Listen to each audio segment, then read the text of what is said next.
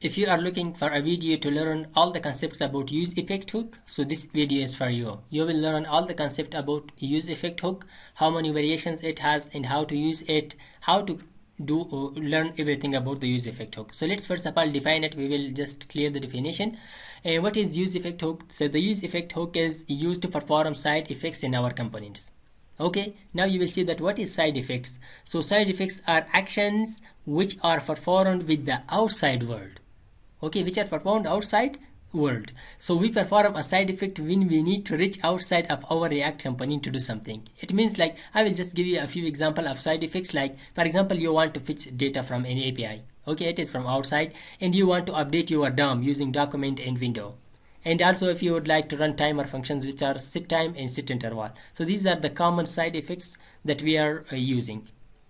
Now let's come to the syntax or the format of the useEffect hook. So useEffect hook just has two arguments. The first one is the callback function. The second one is the dependency, array of variables. Okay, that is optional with us. So if simply we run this callback function is what to run, and the dependencies are when to run. So if you are familiar with the class component, so there we had the lifecycle methods like component did mount, component did update, and component will mount. So for all those three methods in functional component, we use useEffect. And this useEffect has three variations. The first, let's come to these three variations. The first variation is that without dependencies, useEffect with empty array, and also useEffect with variables. So now we will just clear it within an example. We will create an example and we will clear all these three variations.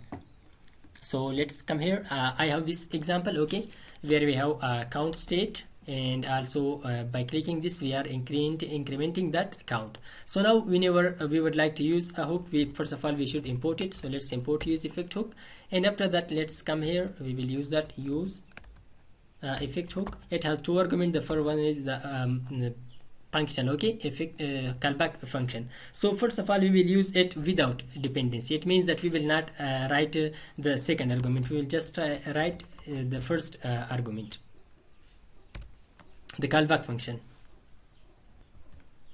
So let's now here inside this useEffect we will update our title of our app. So let's write document dot title is equal to, so let's write the count.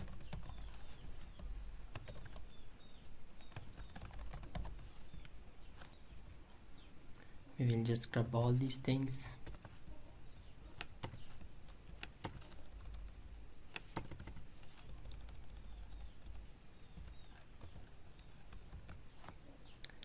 Yeah, so now let's run our app. Our app is running. Okay, let's move to the Chrome. Let's close this. Let's refresh it. See, the title has updated 0 count. Okay, so now if we press this increment button, so let's see what happened.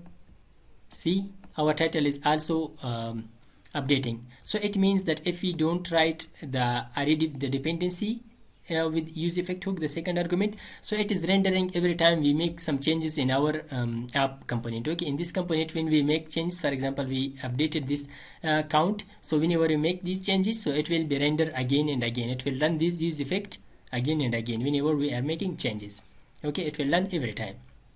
And now let's move to the second variation, which is with empty array. Let's add that just with empty array. Okay, we don't want to add any variables to this array, just an empty array. Now let's check it at the second variation. What happened now? Again let's refresh it.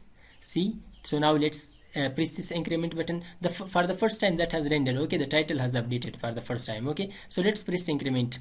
See, this has increased but the title has not updated. This means the second variation means when we add an empty array, this means it will render at the first time. Okay, whenever we run our app, so it will render this, it will run this useEffect hook. After that it will not run this. Okay, it will not be updated.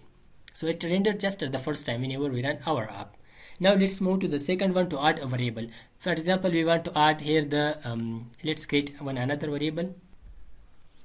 So I have added this code. Okay, this is a count2 and also a button for count2. This is a count2 state variable, and also I use that here. Okay, I wrote this variable in this array. Okay, so now let's check it. Okay, whenever you add the variable, what happened?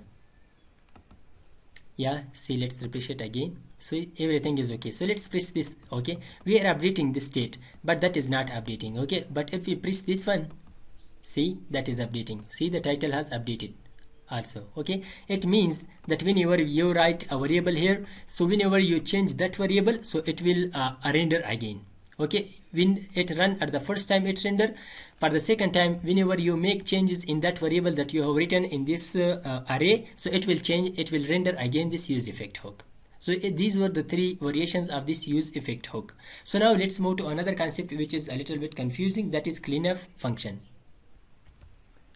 So for the cleanup function, I have created this example. Okay, this is a timer and I displayed the timer here, and this is the use effect. We run set interval function and we didn't run it. It will run every millisecond. Okay, so now let's check it. Okay, to run this and we will see it what happened.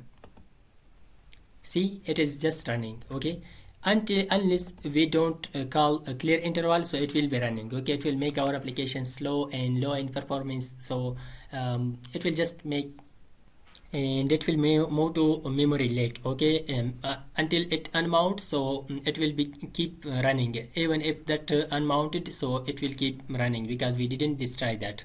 So it just happens in a few cases. We don't need in every time this, but let's clear it. Okay, to clear this, so for that we need to write first of all return,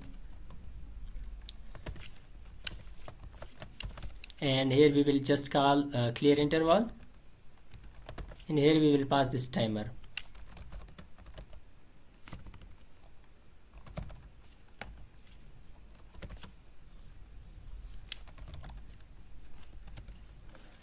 So it will just clear it. Okay, so but if we run it, we cannot see it when it unmount and when it stops, but this is the way that we can unmount or stop this from continuous running. So it was all about this cleanup function, and also we just wrapped our lesson about use effect hook. So I hope this video was helpful for you. If you like this video, don't forget to subscribe our YouTube channel and like this video. Thanks for watching.